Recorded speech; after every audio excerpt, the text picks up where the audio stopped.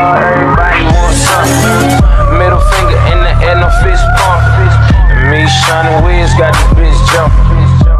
Halo hai sahabat peternakan dimanapun berada, di sini saya akan membahas salah satu contoh jenis penyakit yang sering menyerang ternak sapi perah darah.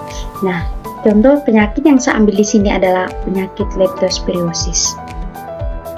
Di sini saya akan membahas tentang penyakit leptospirosis, mulai dari gejala klinis, penanganan, pengobatan, etiologi, dan sebagainya, teman-teman. Untuk itu, sebelumnya saya akan memperkenalkan diri saya. Nama saya Christina Marianti Noo, NPM 1323020 dari Prodi Peternakan Fakultas Pertanian Sains dan Kesehatan Universitas Timur, mata kuliah Manajemen Ternak Perah semester 3, teman-teman.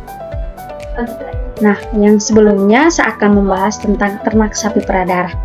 Nah, sapi perah darah adalah sapi betina yang belum dikawinkan dan melahirkan atau dalam masa awal produksi.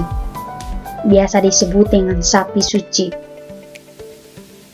Sapi perah darah bisa terserang penyakit karena berbagai faktor. Salah satunya adalah kesehatan dan kebersihan. Kondisi kandang yang kotor atau tidak higienis dapat menjadi tempat berkembang biaknya penyakit patogen seperti bakteri, virus, atau parasit, sehingga mudah untuk terinfeksi atau terkena penyakit. Salah satunya adalah penyakit leptospirosis. Nah, teman-teman, apa itu leptospirosis atau apa itu penyakit leptospirosis? Nah, di sini saya akan membahas tentang penyakit leptospirosis.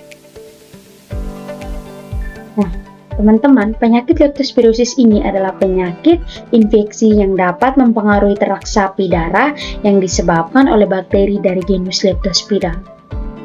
Nah, ini adalah beberapa contoh jenis bakteri atau dari genus Leptospira. Nah, etiologi dari atau penyebab dari penyakit leptospirosis ini diantaranya adalah leptospirosis pada sapi perah darah disebabkan oleh bakteri dari genus Leptospira spp. Bila terinfeksi terjadi, maka di dalam tubuh penderita atau di dalam ternak kita, ternak sapi perah darah yang terinfeksi penyakit leptospirosis ini, dalam waktu 6-12 hari akan terbentuk aglutinasi bakteri Leptospira yang berbentuk benang terpilih yang pada ujungnya seperti terikat, berukuran panjang 6-20 nanometer dan diameter 0,1-0,2 nanometer. Bakteri ini adalah patogen berbentuk spiral yang dapat hidup di lingkungan lembab dan berair. Jadi teman-teman, perlu diperhatikan kandang kita, tempat makan, tempat minum untuk ternak sapi kita agar tidak digenangi oleh air ketika kita membersihkan. Harus sampai benar-benar kering agar penyebaran atau penularan penyakit ini bisa dibatasi. Ada berbagai server dari leptospiral yang dapat menginfeksi sapi seperti Leptospiral introgenas, Servus harjo-pomona, dan Gyprotoposa. Nah, penyakit leptospirosis ini bersifat zoonosis, teman-teman, di mana penyakit ini dapat menyerang pada manusia juga. Ada dua kemungkinan menyerangnya, yaitu secara langsung dan secara tidak langsung. Nah, secara langsung ini ketika hewan ternak dengan manusia atau manusia dengan ternak atau dengan peternak, kemudian yang tidak langsung melalui makanan, tempat makan, dan sebagainya. Nah, ini adalah gambar dari bakteri Leptospiral, teman-teman, yaitu berbentuk panjang terpilih yang berujungnya berukuran panjangnya 6-20 nanometer dan diameternya 0,1-0,2 nanometer. Berikut ini adalah gejala klinis dari penyakit leptospirosis, teman-teman. Bisa dilihat pada gambar, ini kondisi ternak ketika terinfeksi dari penyakit leptospirosis. Nah, yang pertama adalah warna kuning karena pecahnya butir darah merah atau eritrosit yang dikenal sebagai hemolitik, iktaurus, dan hemoglobinuria, yaitu adanya hemoglobin dalam air kencing. Kemudian penyakit leptospirosis mempunyai mortalitas sampai 5-15%, sedangkan angka sakitnya atau morbiditasnya dapat lebih besar dari 75%. Berikut adalah demam. Sapi dapat mengalami demam tinggi, kehilangan nafsu makan. Penurunan nafsu makan dapat menyebabkan penurunan berat badan dari sapi peradara tersebut. Yang berikut adalah kelemahan dan depresi. Sapi mungkin terlihat lesu dan tidak aktif, kesulitan bernafas, loyo dan nyeri dalam bagian-bagian tubuh. Penyakit ginjal, gejala seperti pembengkakan pada ginjal, peningkatan frekuensi berkemih atau tanda-tanda gagal ginjal. Yang berikut adalah jaundice, itu pewarnaan kuning pada selaput lendir dan kulit akibat kerusakan hati. Nah teman-teman, perlu diperhatikan ketika ternak kita terinfeksi penyakit leptospirosis, karena ini sangat-sangat mengancam nyawa ternak dan juga dapat mengalami kerugian ekonomi yang sangat-sangat besar teman-teman. Yang berikut ini adalah penanganan dari penyakit leptospirosis ini teman-teman.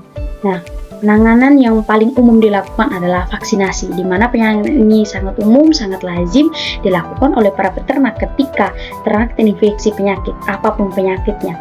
Nah, vaksinasi pada sapi dengan vaksin leptospirosis secara teratur dapat membantu melindungi ternak dari infeksi. Yang kemudian adalah sanitasi, yaitu menjaga kebersihan di lingkungan kandang, tempat makan, area makan seperti tempat tinggal sapi dan tempat minum, tempat makan untuk mengurangi paparan terhadap bakteri. Nah, ini adalah beberapa gambar vaksinasi, yaitu seperti peternak yang memberikan vaksinasi kepada ternaknya dan juga sanitasi ya, menjaga kebersihan lingkungan dalam kandangnya. Selanjutnya adalah penanganan. Teman-teman, penanganan untuk penyakit leptospirosis ini, yaitu yang pertama kontrol terhadap roda binatang liar. Nah, mengurangi kemungkinan kontak langsung antara sapi perah dengan hewan liar atau hewan pembawa seperti tikus. Nah, teman-teman, perlu diketahui bersama bahwa penyakit leptospirosis ini sangat umum, penyebaran itu dibawa oleh hewan liar. Ya, seperti tikus itu air kencingnya tikus, teman-teman. Yang kemudian adalah manajemen lingkungan, yaitu dengan cara menghindari genangan air di daerah peternakan atau di kandang ternak, di tempat makan ternak, karena itu sangat-sangat berbahaya. Itu menjadi faktor pertama perkembangbiaknya bakteri leptospiral ini, karena bakteri ini sangat menyukai di daerah berlembab dan berair. Nah, ini gambar untuk kontrol terhadap roda binatang liar dan manajemen lingkungan, itu manajemen perkandangan untuk ternak sapi peradara agar terhindar dari namanya penyakit atau infeksi dari bakteri leptospirosis. Selanjutnya adalah pengobatan. Nah, dari mulai gejala, etiologi, penanganan, juga ada pengobatan untuk penyakit leptospirosis ini, teman-teman. Nah, yang pertama adalah antibiotik.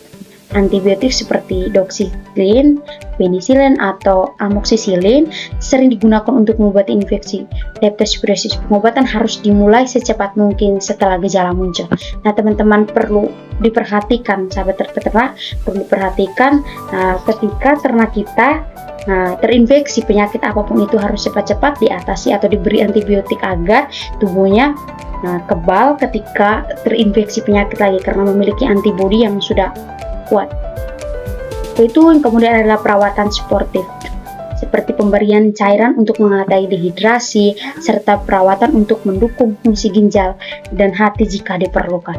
Yang kemudian adalah penanganan abortus. Nah, penanganan abortus ini khusus buat ternak sapi yang bunting, teman-teman.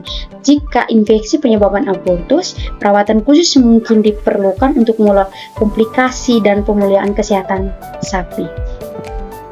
Terus benar-benar diperhatikan untuk pengobatan sapi ketika terinfeksi penyakit leptospirosis.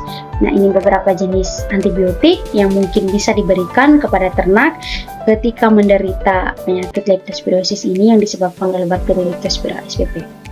Nah, ini beberapa, teman-teman, bisa dilihat ada beberapa gambarnya. Itu adalah antibiotik yang bisa diberikan kepada ternak kita.